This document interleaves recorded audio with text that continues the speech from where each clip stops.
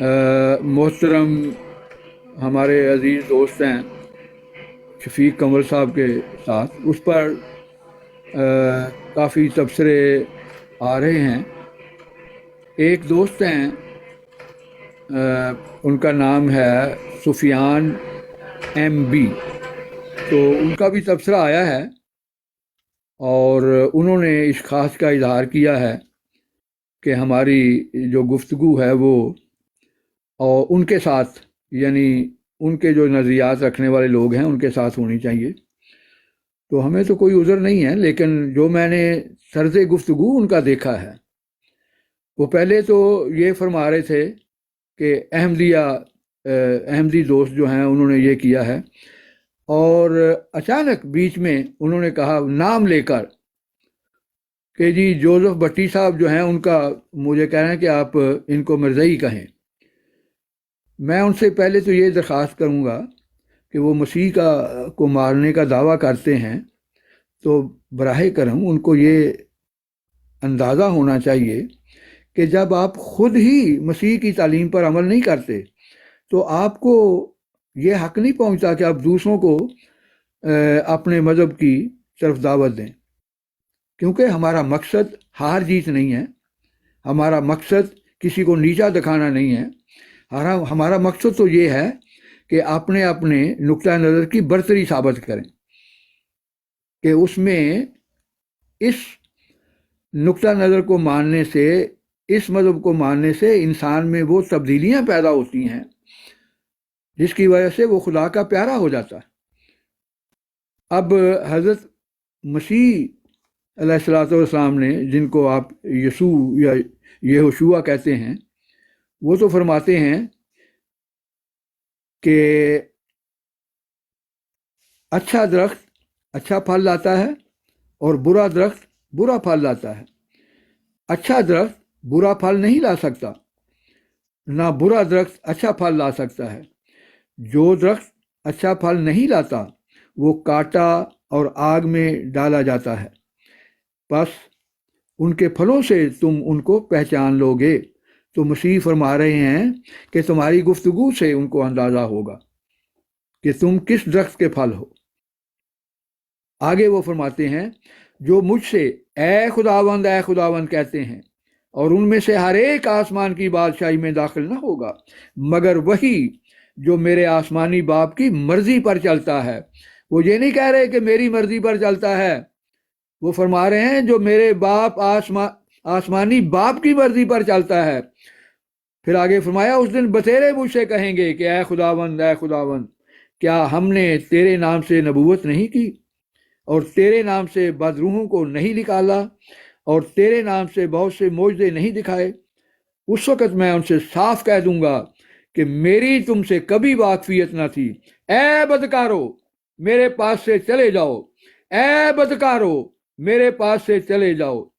बस जो कोई मेरी ये बातें सुनता और उन पर अमल करता है वो उस अक्लमंद की मानिंद ठहरेगा जिसने चट्टान पर अपना घर बनाया। तो मोहतरम सुफियान साहब, देखें, ये मसीह की तालीम है कि जो उसकी तालीम के मुताबिक अपने अखलाक नहीं बनाता, अपनी ज़िंदगी बसर नहीं करता, उनको वो कहते हैं ए बदकारो, ए बदकारो। तो हज़रत यीशु मसीह की तो ये तालीम है कि जो तुम अपने लिए पसंद करते हो वही दूसरों के लिए पसंद करो। इसका हवाला देने की ज़रूरत नहीं, ये गोल्डन तालीम के नाम से मशहूर है। तो देखें मेरे भाई, अगर आप ये पसंद नहीं करते कि आपको कोई उस नाम से पुकारे जो आपके लिए नापसंदीदा है, तो फिर मसीह की तालीम करते हुए हमारी बात ना माने, खुद मसीह की तालीम के मुताबिक आपको चाहिए कि दूसरों को भी उसी नाम से पुकारें जो वो अपने लिए पसंद करते हैं। अब मेरे भाई, मसीह ने तो अपने फ़िरका का कोई नाम नहीं रखा खुद, लेकिन हमारे जो सरबराह हैं, हमारे जो जमात अहमदिया के बानी हैं, उन्होंने तो बाकायदा एक नाम दिया है हमें। कुरान ने हमें एक नाम दिया है। हज़रत मिर्ज़ा साहब ने अपने फ़िरका का नाम रखा है मुसलमान फ़िरका अहमदिया। تو ہم یہ پسند کرتے ہیں کہ آپ ہمیں اسی نام سے پکاریں. اور آج قرآن کریم میں ہمیں مسلمان کہا ہے جس کے ہم ماننے والے ہیں. تو پہلی بات تو یہ ہے، اگر آپ بات کرنا چاہتے ہیں تو اپنے رویے ٹھیک کریں. ہم یہ نہیں کہتے کہ ہماری بات مانیں، ہم کہتے ہیں کم از کم جن کی اتباع کا آپ دعویٰ کرتے ہیں ان کی تو بات مانیں. پھر اعمال کی کتاب میں لکھا ہوا مسیح باب 5 ہے آیت نمبر 29، اس میں پطرس نے یہودیوں کو مخاطب کر کے کہا ہے کہ تمہیں چاہیے کہ خدا کی تعلیم کا زیادہ لحاظ رکھو بنسبت آدمیوں کی تعلیم کو. آپ ہمیں احمدی کہہ رہے تھے اور اس کے بعد ایک انسان نے آپ کو کہا نہیں ان کو مرزائی کہو، تو آپ نے خدا کی تعلیم چھوڑ دی، اپنے یسوع مسیح کی تعلیم اسی وقت خیر بات کہہ دی اور اس کی بات میں آ کے آپ نے مرزائی کہنا شروع کر دیا. تو محترم پہلے اپنے رویے ٹھیک کریں. انشاءاللہ ہم آپ سے گفتگو کریں گے، لیکن انہی شرائط کے مطابق جب آپ کا جی چاہے کریں. دوسری بات یہ ہے کہ جس کی آپ نے حوالہ دیا ہے جی وہ شکست دے دی، بٹی صاحب نے یہ کر دیا وہ کر دیا، یہ بھی ایک ایسا پروپیگنڈا ہے جس کا نہ کوئی سر ہے نہ پیر ہے. اسی گفتگو میں نے ان سے پوچھا تھا، ایک حوالہ مانگا تھا، آج اس میں تھوڑا اضافہ کر دوں گا. وہ یہ ہے، لوکا کی انجیل ہے، باب نمبر 24 ہے، آیت نمبر 44 میں لکھا ہے کہ مسیح نے کہا کہ موسیٰ کی توریت اور نبیوں کے صحیفوں اور زبور میں میری بابت جو باتیں میری بابت لکھی ہیں پوری ہوں. پھر اس نے ان کا ذہن کھولا اور کتاب مقدس کو سمجھیں، اور آگے لکھا ہے اور ان سے یوں کہا، لکھا ہے کہ مسیح دکھ اٹھائے گا، لکھا ہے کہ مسیح دکھ اٹھائے گا اور تیسرے دن مردوں سے جی اٹھے گا. تو میں نے ان کو کہا تھا بٹی صاحب کو کہ آپ نے مجھے یہ دکھانا ہے کہ یہ کہاں لکھا ہوا ہے. موسیٰ کی کتاب کا انہوں نے حوالہ دیا ہے، بتائیں مجھے موسیٰ کی کتاب میں کہاں یہ بات لکھی ہوئی ہے. اسی طرح خاص موسیٰ کی کتاب کا حوالہ دیتے ہوئے اعمال کی کتاب باب نمبر 26 آیت نمبر 23 میں لکھا ہے کہ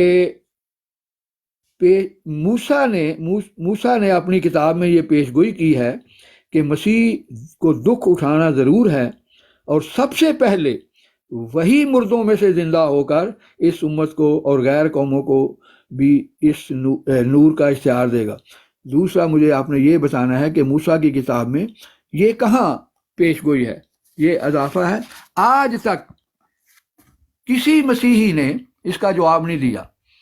میرا چیلنج ہے پوری مسیحی دنیا کو، آپ شاگرد اور استاد سمیت، کہ پہلے مجھے اس کا جواب دیں یہ پیش گوئی کہاں ہے. اگر آپ جواب نہ دے سکے تو ثابت ہو گیا کہ آپ کی بائبل جو ہے وہ غلط بیانی کرتی ہے. تو پھر بات وہی، ہم نے فیصلہ تو یہی کرنا ہے نا، کون غلط ہے کون سی ٹھیک ہے. تو براہ کرم اس وقت سے میرا مطالبہ ہے، آج تک بٹی صاحب نے اس کا جواب نہیں دیا، تو پلیز اس کا جواب دیں. باقی انشاءاللہ آپ کا چیلنج قبول ہے، آپ کا جب چاہے جی چاہے اس پہ بات کریں گے، لیکن آپ کے جو ہے جو چینل وغیرہ اس پہ تو نہیں ہوگا. اس کے لیے ہم مشترکہ کوئی ایسا لاہ عمل بنا لیں گے کہ جس پہ بیٹھ کے ہم بات کریں، تو ضرور کریں گے انشاءاللہ، فکر نہ کریں. جزاک اللہ. السلام علیکم ورحمۃ اللہ وبرکاتہ.